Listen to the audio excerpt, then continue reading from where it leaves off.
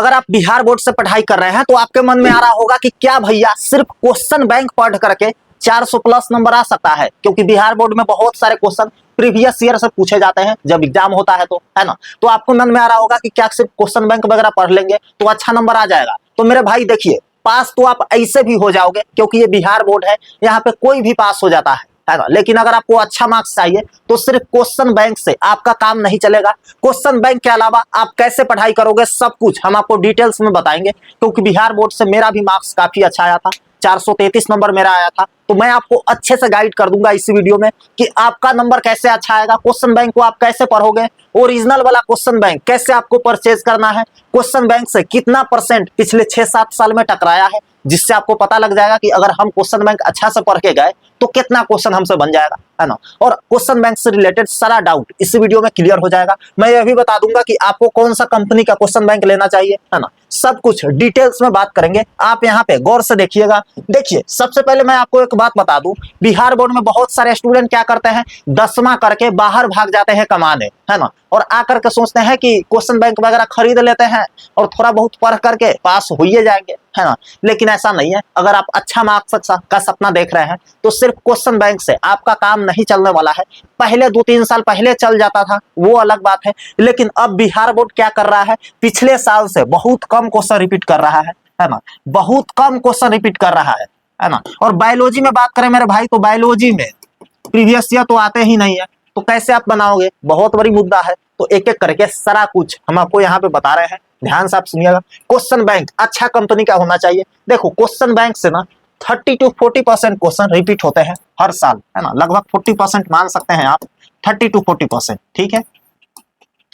30 to 40% question bank से repeat होते हैं। अगर आप अच्छा वाला कंपनी का लेते हैं, मैं इसी वीडियो में बताऊंगा कि कौन कौन सा कंपनी मार्केट में चल रहा है, अच्छा कौन सा कंपनी है और ओरिजिनल आपको कैसे पहचानना है, सब कुछ हम गाइड कर देंगे। इसी वीडियो में बने रहिए, है ना। तो अच्छा वाला कंपनी का लेते हैं तो डेफिनेटली आपका मार्क्स अच्छा आएगा। जब चैप्टर खत्म हो जाए तो उसका objective short question, long question question bank में जाकर के करिए। मान लेते हैं पहला चैप्टर है हिंदी का बातचीत, ठीक है, बातचीत पहला चैप्टर है हिंदी का, क्लास 12 का, बिहार बोर्ड का, ठीक है। ये बातचीत चैप्टर को आप पढ़ लिए किताब में या किसी टीचर से, ऑनलाइन ऑफलाइन कहीं से भी आप पढ़ लिए। अब जाइए क्वेश्चन बैंक में, जो चैप्टर वाइज वाला क्वेश्चन बैंक है, उस क्वेश्चन बैंक में घुसिए और घुस करके बातचीत चैप्टर का आप ऑब्जेक्टिव सोल्व करके देखिए। क्योंकि आपने चैप्टर पढ़ लिया है, आपको पता होगा कि बेन जॉनसन क्या बोले थे, एडिसन जी क्या बोले थे, आर्ट ऑफ कन्वर्सेशन क्या होता है, उत्तम बातचीत कैसे किया जाता है, ये सारा चीज आपको पता है। तो आप क्वेश्चन बैंक में जाइए, अच्छे से सारा कुछ बनाइए, ऑब्जेक्टिव सोल्व करिए, शॉर्ट क्वेश्चन बना करके देखिए, लॉन्ग क्वेश्चन बना करके देखिए, बातचीत चैप्टर का आपसे बन रहा है कि नहीं। अगर आपसे बन रहा है तो माय डियर फ्रेंड, सक्सेसफुली आप उस चैप्टर को समाप्त कर दिए हैं। और अगर नहीं बन रहा है तो आपको फिर से पढ़ने की जरूरत है, रिविजन करने की जरूरत है, ये बात आप ध्यान रखिएगा, है ना। ऐसे ही सारा टॉपर पढ़ते हैं, पहले चैप्टर पढ़ता है फिर जाकर के PYQ सोल्व करता है, ठीक है। जो क्वेश्चन ना बने उसको ऑनलाइन या टीचर के हेल्प से सोल्व करो, है ना, या चैट GPT, गूगल, कहीं से भी कर लो, लेकिन छोड़िए मत। एक एक क्वेश्चन आप छोड़िएगा ना तो वो बर्डन बन जाता है, अंत में जाकर के बोझ आ जाएगा आपके माथा पे बहुत बड़ा, है ना। तो एक एक चीज को सोल्व करते हुए चलिए ताकि सब कुछ एकदम अच्छा से होते रहे और बोझ ना बने, है ना, बैकलॉग वगैरह ना लगे। तो एक एक चीज को सोल्व करिए। मान लेते हैं फलना क्वेश्चन आपसे नहीं बना, तो उसको क्वेश्चन को सोल्व करिए ऑफलाइन टीचर से, ऑनलाइन टीचर से, या मोबाइल से ही सोल्व कर लीजिए चैट GPT वगैरह के हेल्प से। ऐसे आप कर सकते हो। जो भी चैप्टर समाप्त हो जाए उसका प्रॉपर नोट्स आपके पास होना चाहिए। जब पढ़ाई कर ही रहे हैं तो ढंग से करिए ना। मान लेते हैं बातचीत चैप्टर आप समाप्त कर दिए, तो बातचीत चैप्टर से आपके पास अच्छा खासा नोट्स होना चाहिए। एक शॉर्ट नोट्स बना लीजिए जिसमें लिखिए बेन जॉनसन ने ये कहा था, आर्ट ऑफ कन्वर्सेशन ये होता है, यूरोप के लोगों में बातचीत करने का उत्तम तरीका पाया जाता है, उसी को तो आर्ट ऑफ कन्वर्सेशन बोलते हैं, है ना। तो ये सारा चीज आपने नोट्स में होना चाहिए।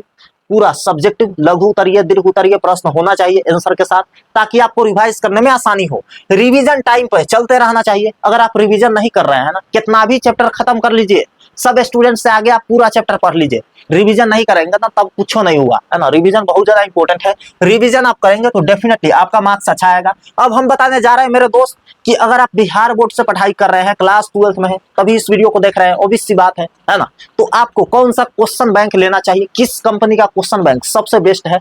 तो देखो, सबसे पहली बात, मैं कोई प्रमोशन नहीं कर रहा हूं, जो अच्छा है वही बताऊंगा, आपका जो मर्जी करे वही लीजिएगा, ठीक है। आप यहाँ पे देखिए 3-4 कंपनी है मार्केट में, मान लेते हैं एक है ना गोल्डन का है कंपनी, गोल्डन का जो बहुत सारा सेल होता है, बहुत सारा स्टूडेंट इसका भी पढ़ता है। एक है ब्रिलियंट का, ठीक है, ब्रिलियंट का। एक है टारगेट का, एक है यूनिवर्सिटी का,